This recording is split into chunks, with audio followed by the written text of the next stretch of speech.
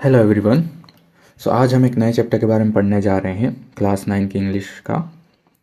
Chapter का नाम है द फन द हेड। पर इससे पहले कुछ हम थोड़ा सा डिस्कशन करते हैं। जैसा कि आज हम देख रहे हैं, हम बहुत सारी चीज़ें यूट्यूब से सीखते हैं या दूसरे ऑनलाइन क्लासरूम के जरिए सीखते हैं। टेक्नोलॉजी काफ़ी एडवांस हो चुकी है। आज से 10-15 साल पहले ये सिचुएशन नहीं थी। जो आजकल स्कूलों की कंडीशन है वो काफ़ी एडवांस हो चुकी है कंपेरेटिवली। अगर आज से 10 ईयर्स या 15 ईयर्स पहले जाया जाए तो हम देख सकते हैं कि काफ़ी सारी चीज़ें एडवांस होती जा रही है। वो अगर ऐसा ही चलता रहा तो हम समझ सकते हैं कि आने वाले 50 ईयर्स में, 100 ईयर्स में किस तरह के स्कूल्स हो सकते हैं, किस तरह की एजुकेशन हो सकती है, साइंस कितना एडवांस हो सकता है। उसी को ध्यान में रखते हुए चैप्टर लिखा गया है कि जब फ्यूचर में एक एजुकेशन होगी, हो सकता है स्कूल किसी अलग तरीके से चलते हो, तो उस समय के बच्चे किस तरह से आज के स्कूलों को मिस करेंगे और सोचेंगे कि उनके भी क्या फ़न होते होंगे। और इसी पर ये टाइटल है the fun they had. Before you read section देखते हैं। The story we shall read is set in the future. जो हम स्टोरी आज पढ़ने जा रहे हैं वो भविष्य में रखी गई है। When books and schools as we know them will perhaps not exist। जैसा कि आज हम स्कूलों को जानते हैं, बुक्स को जानते हैं, शायद वो वैसे ना हो जैसे कि आज है। How will children study then. अगर ऐसा ही रहा तो किस तरह से बच्चे पढ़ते हों। द डायग्राम बिलो में गिव यू सम आइडियाज। इस तरह से नीचे दिए गए डायग्राम आपको एक हल्का सा आइडिया दे सकता है, जैसे learning through computers, virtual classroom, moving E text and robotic teacher. में से ये तीन चीज़ें तो हम आज भी देखने को मिलते हैं, हो सकता है नियर फ्यूचर में देखने को मिल जाए। यहाँ पर कुछ होमवर्क भी दिया गया कि इन पेयर्स डिस्कस करिए आप तीन चीज़ें जो अपने स्कूल के बारे में तुम्हें बहुत अच्छी लगती है और साथ ही तीन चीज़ें जो आप अपने स्कूल के बारे में बदलना चाहते हैं। आगे पूछा जा रहा है कि आपको जो वर्ड्स होते हैं वो टेलीविज़न स्क्रीन पर या डिजिटली पढ़ना ज़्यादा पसंद है, या आपको एक फ़िज़िकल बुक जो कि असली पेपर होता है, रियल पेपर होता है, उस पर पढ़ना ज़्यादा पसंद है। चलिए अब शुरू करते हैं। मागी even wrote about it that night in her diary. जब ये पूरा इंसिडेंट हुआ तो इसमें मार्गी ने अपनी डायरी में लिखा, जिसकी हेडिंग क्या थी, 17 मई 2157। और उसमें उसने क्या लिखा कि टॉमी ने आज क्या किया है, Tommy found a real book. उसने आज सच में एक असली किताब देखी, जो कि इनके लिए हैरानी की बात थी। It was a very old book. Margie's grandfather once said that he as a little boy he was a little boy his grandfather told him that there was a time when all stories were printed on paper। उसको ध्यान आया कि मार्गी के grandfather ने, उसके दादाजी ने एक बार कहा था कि जब वो छोटा था, जब वो छोटे थे, when he was a little boy, मतलब मार्गी के ग्रैंडफादर मतलब मार्गी के दादाजी जब छोटे थे तो उनके दादाजी मतलब मार्गी के ग्रेट ग्रैंडफादर ने उनसे कहा था कि एक ऐसा समय था जब सारी जो स्टोरीज हो वो सारी प्रिंटेड होती थी पेपर पे, मतलब फिजिकली वो उन पे प्रिंटेड होती थी। दे turned pages which were yellow and crinkly. वो जो पेजेस टर्न किया करते थे, पढ़ते थे, वो काफ़ी पीले, येलोइश एंड क्रिंकी। क्रिंकी मतलब जिन पे सल पड़े हुए होते हैं या फिर ऐसे मसले हुए होते हैं या फिर काफ़ी सारे उन पे wrinkles टाइप होते हैं। And it was awfully funny to read words that stood still instead of moving the way they were supposed to on a screen, you know। वो आगे क्या बताती है, इट वॉज awfully funny, कि ये बहुत ही ज़्यादा फ़नी वाली बात हो गई थी, क्योंकि जो वर्ड्स होते थे हमें जो पढ़ने पड़ते थे वो एक ही जगह चिपके हुए रहते थे, मूव नहीं करते थे। जैसा कि हम देखते हैं कंप्यूटर स्क्रीन पे वर्ड्स इधर उधर जा सकते हैं, मूव कर सकते हैं, चेंज होते रहते हैं, लेकिन पेपर पे तो सिर्फ एक जैसे वर्ड्स रहते हैं। And then they turn back to the pages before. जब पिछले पेज पर पलटा जाता है, it had the same words on it that had when they read it the first time. और जब जिस पेज पर उन्होंने पहले जिस वर्ड को पढ़ा था, जब वापस उस पेज पर आते हैं तो उनको सेम वर्ड्स मिलते थे, मतलब कि वर्ड्स चेंज नहीं होते थे, क्योंकि इनको तो आदत किसकी थी, डिजिटल बुक्स की, जिस पे वर्ड्स चेंज होते रहते थे। Gee said Tommy what a waste. तो क्या बोलते हैं जी, कि यार कितनी बेकार सी बात है यार। जी यहाँ पर है शॉर्ट फॉर्म जीसस का, मतलब हे भगवान कितने बेकार है, कचरा है, रद्दा है ये बुक तो। When you are through the book you just throw it away. बोलता है कि जब हम किसी बुक को पढ़ लें तो हमें बस फेंकना पड़ता है, किसी काम की नहीं रहती। और मेरे पास तो I guess our television screen must have a million books. बोलता है कि हमारे पास जो डिजिटल बुक्स है, हमारे पास टेलीविजन स्क्रीन में जो बुक्स है वो तो मिलियन है, और इसके बाद भी it's good for plenty of more. इसके बावजूद भी इसमें बहुत सारी स्टोरेज है जिसमें से बहुत सारी बुक्स आ सकती है, और मैं तो इन्हें फेंकूंगा भी नहीं। सेम विथ माइन सेड मार्गी। वो क्या बोलती कि सेम मेरे साथ भी ऐसा ही है, मेरे इसमें भी बहुत सारी बुक्स हैं।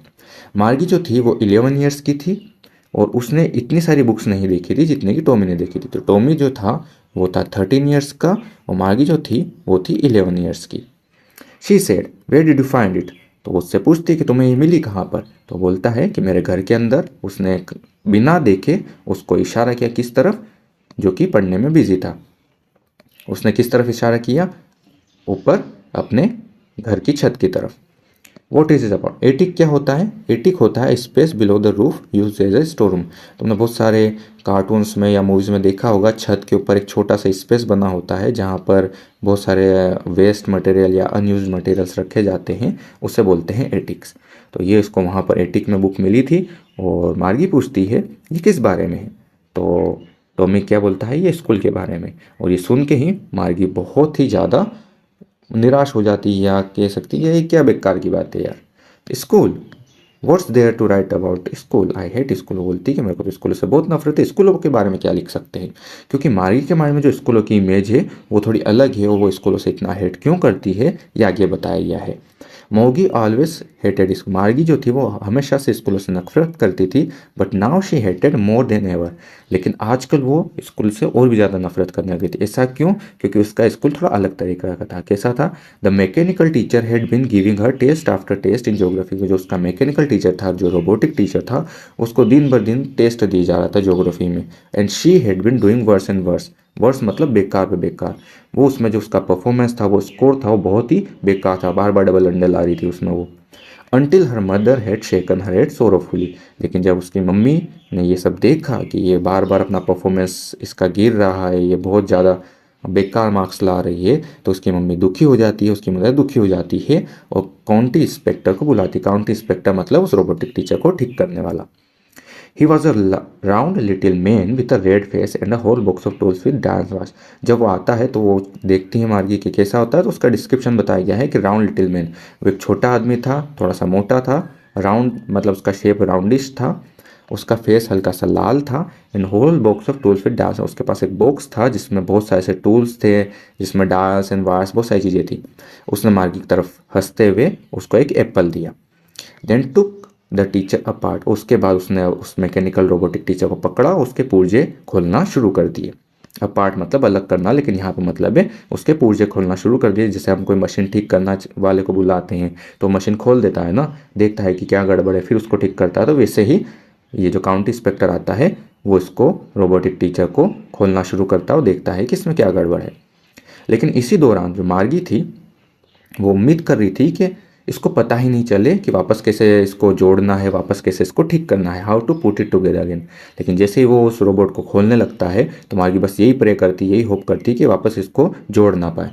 But he knew all how right and after an hour so, लेकिन 1 घंटे बाद ही वापस से वो रोबोटिक टीचर जैसा था पहले वैसा ही हो जाता है, ठीक ठाक। इस तरह से लार्ज ब्लैक एंड अगली, उसी तरह से बड़ी सी स्क्रीन, बड़ा सा चेहरा उसका, उसके जो big screen in which all lessons were shown, उसकी एक बड़ी सी स्क्रीन भी दिख रही थी जिसमें उसको सारे क्वेश्चन, सारे लेसन्स सब पूछे जाते थे।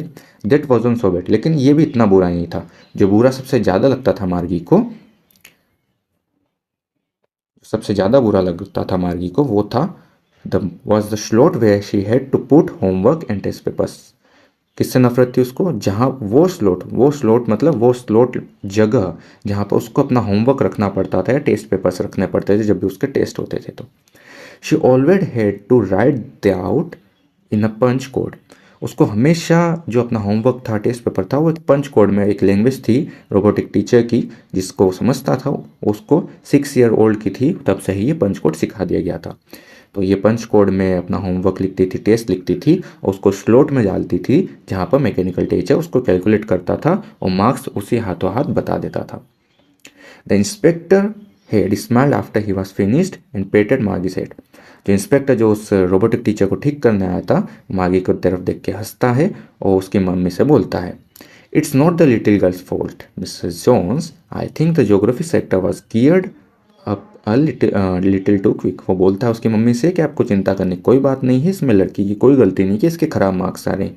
क्योंकि क्या हुआ है कि जो ज्योग्राफी सेक्टर था इस मैकेनिकल टीचर का, रोबोटिक टीचर का, वो क्या हो गया था, वो गियर्ड मतलब उसको गलती से सेट या किसी बग के द्वारा सेट कर दिया गया था, या अपने आप सेट हो गया था थोड़ा सा फास्ट।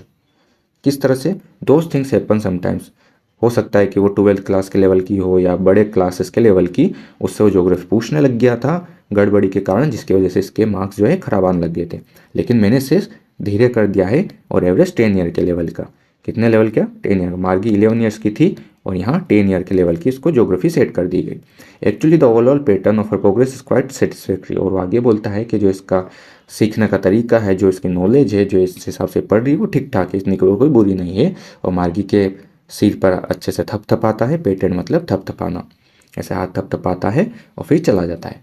मार्गी was disappointed when she had been hoping they would take teacher all together.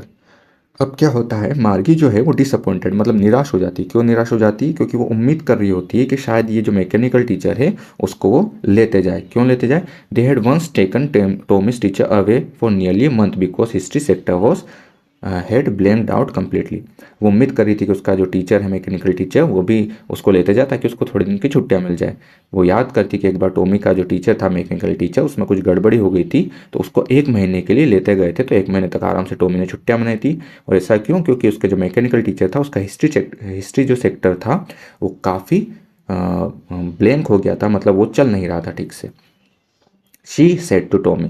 तो इसीलिए वो इतनी सब कुछ सोच के बोलती है कि क्यों कोई स्कूल के बारे में लिखेगा, क्योंकि उसके जो स्कूल की इमेज थी वो इस तरह की थी, इसलिए वो स्कूल से हेट करती थी। वो इसीलिए वो टॉमी से पूछती है कि आखिरकार स्कूल के बारे में कोई क्यों लिखेगा इतनी बेकार सी चीज़। Tommy looked at her with very superior eyes.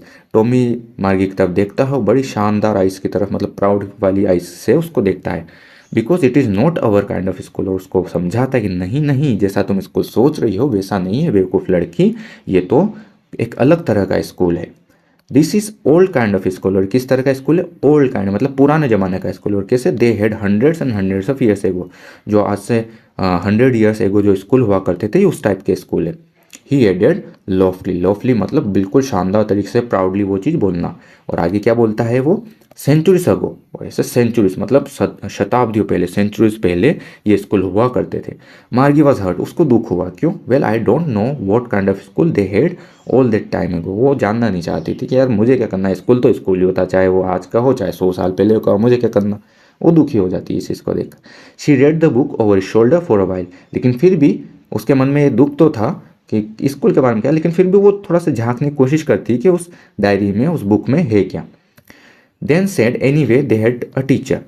तो टॉमी के पीछे कंधे के ऊपर से देखने की कोशिश करती कि उस बुक में है क्या। इतने में क्या, she read the book over shoulder for and there anyway they had a teacher. तो क्या बोलती है? कुछ भी हो, उनके पास तो एक टीचर था। वो टीचर की इमेज भी मार्गी के लिए बहुत ही बेकार थी। क्या टीचर? टीचर तो बहुत बेकार होता है, होमवर्क पे होमवर्क देता है, मार्क्स खराब देता है, तो उसको बेकार लगता था।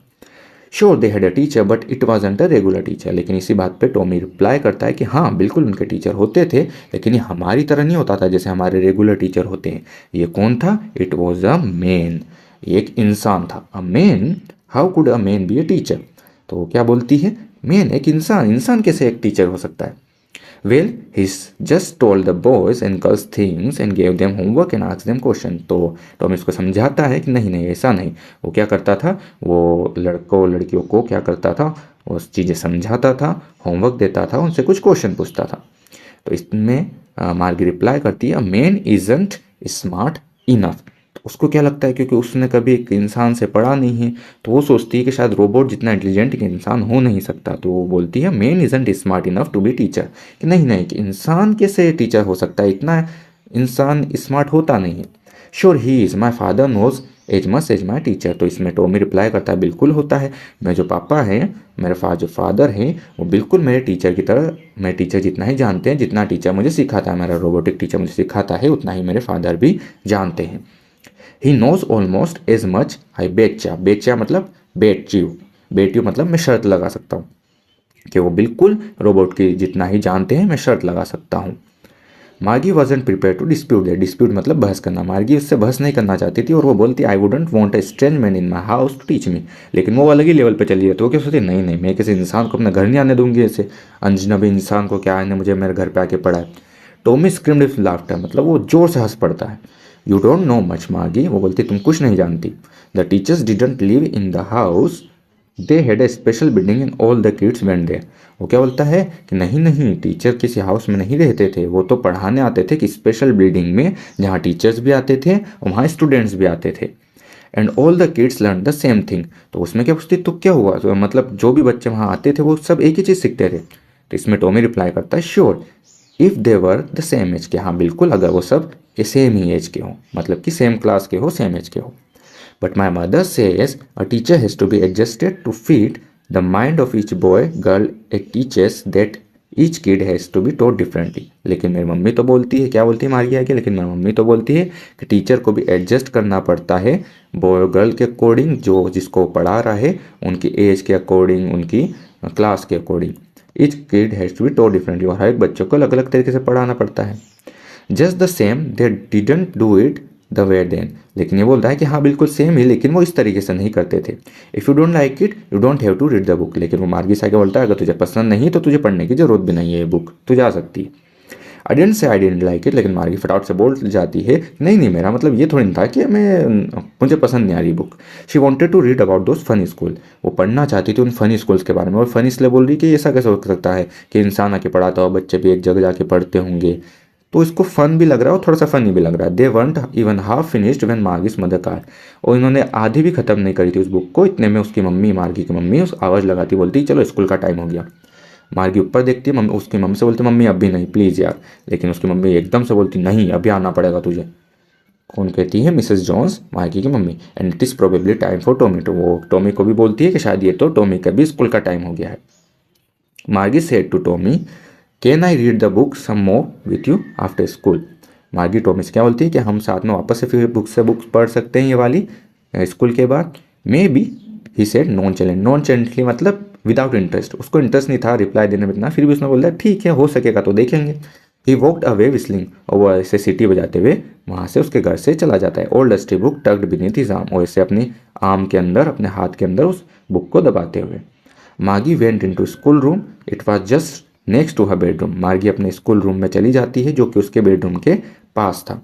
And the mechanical teacher was on and waiting for, उसका जो मैकेनिकल टीचर था वो ऑन था, चालू था, और साथ ही उसके लिए इंतज़ार कर रहा था।